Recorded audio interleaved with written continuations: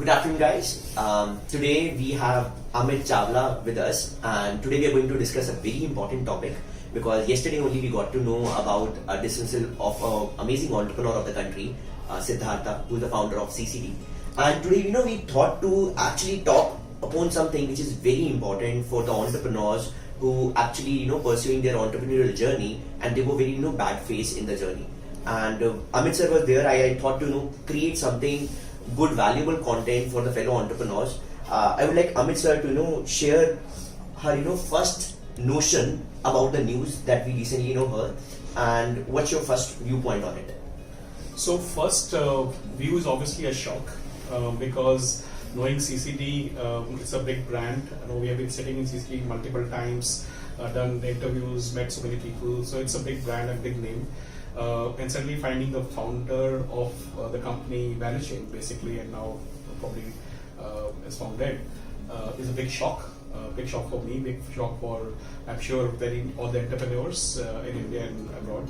So yeah, it's a big shock. Nobody expected that because we see things, what's happening in the front, but behind the scene there's so many things happening which probably only the owner, the business owner, the entrepreneur, only that person and his mind knows. Like he's explained in the letter also, not even my family knew about these transactions. That means only he knew. And how it can damage a brand, a company, and a big name, right? And make an impact in the whole ecosystem.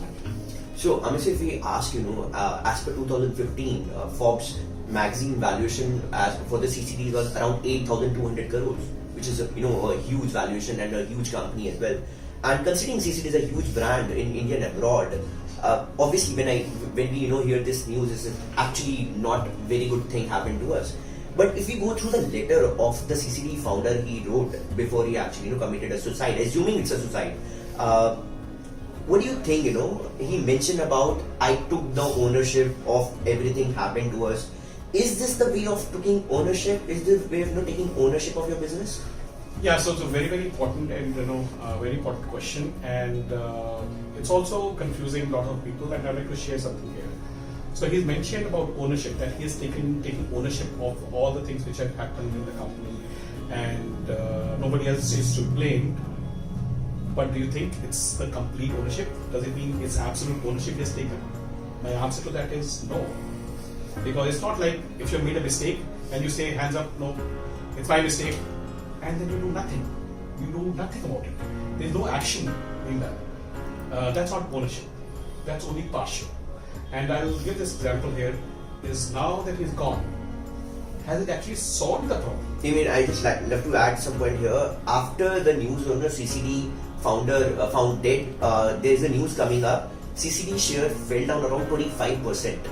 I believe the problem is more complex now, and keeping CCD have a debt of 9,000 crore, 25% share down. I believe the problem is still there, more complex now. Exactly, and that's the point, because by him leaving the scene, has it actually solved the problem?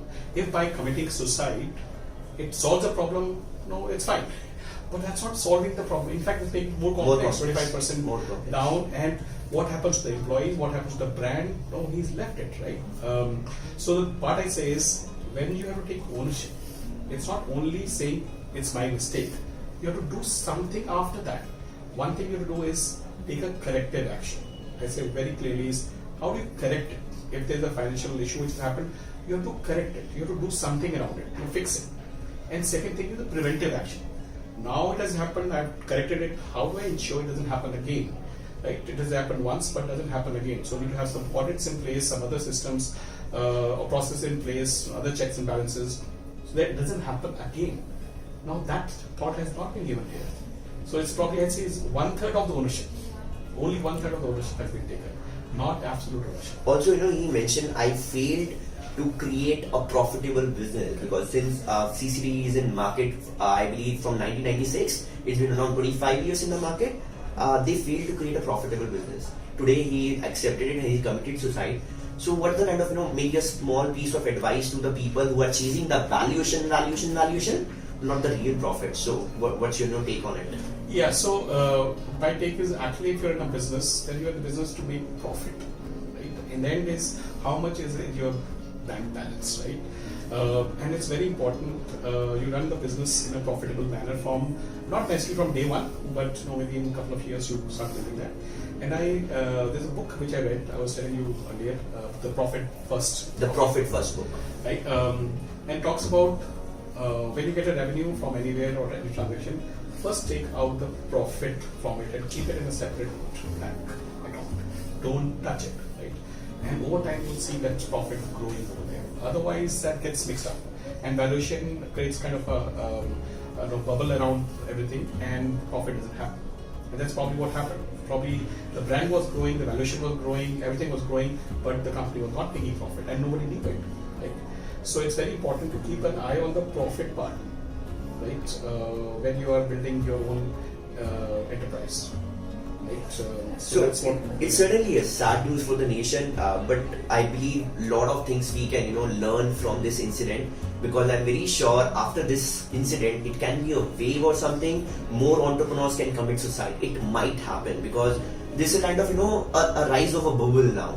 And you were mentioning that some right. getting calls. Yesterday only, I got a message from an entrepreneur who messaged, I failed in 2 startups and I'm thinking to commit a suicide.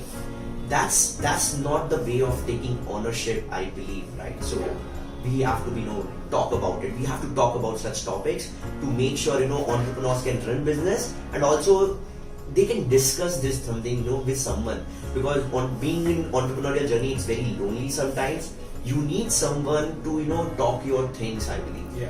Yeah, it's very important, because when you're at the top it's very, very lonely. I'm sure owner of CCD at the top, he must be struggling in his mind that the brand is big, but there's a lot of things happening, and he had nobody to talk to, even not his family. So you need to have somebody at your side who can ask you questions, who may not judge you, and you can be free with the person and find a solution to it, and don't feel alone. So one thing I've learned also came from other programs also is it's okay to ask for help. It's okay to ask for help. You may be a 1,000 crore company owner. If you are in a problem, ask for help. Don't think you know everything. It's very easy to do, but people feel very hesitant when you go and talk. How can I even ask for help? But it's okay to ask for help. It's very important learning, and I'm not very happy by discussing all this, but on the same time we have to think about the entrepreneurs who actually getting into this journey. I also one of the group member in Delhi Startup, they recently shared about HALT principle. Like, if you ever want to make a decision, never make a decision when you are hungry, when you are angry, when you are lonely, and when you are tired. It's a HALT principle. It's something makes me realize, yes, this is a very good principle. Maybe you can take by in your life while taking decisions. So your mind has to be at peace with clarity. Only then you can take a decision. Then you should take a decision, not take a decision when, like you're saying, is when there's so many things happening in your life, in your brain, and then you take a decision. That's probably that's may have happened here. Yes. He was under so much of tremendous pressure and all that, and in that time you took a decision to let go. So whenever you are in that state of lots of things happening in your head, only thing you can do is pause. Don't take a decision. Take your time. Take a week, 2 weeks, month, 2 months to have that peace in mind, and then when you're at peace, your mind is at peace. That's the best time to take a decision. Not when it's not at peace. Makes sense. Any last piece of single piece of advice that you want to give to the people who want to become an entrepreneur, or maybe they're pursuing their journey into entrepreneurship? Yeah, so the only thing I will mention is, if you are an entrepreneur or you're trying to become an entrepreneur, ownership is very, very important. You're a business owner, and taking accountability of the whole thing, and absolute ownership is very, very important, and it includes taking saying if there's some mistake which has been made, accept that, and then take corrective action. Correct it and do something to prevent it from happening again. Otherwise, it's a very partial ownership. That's all I would like to say.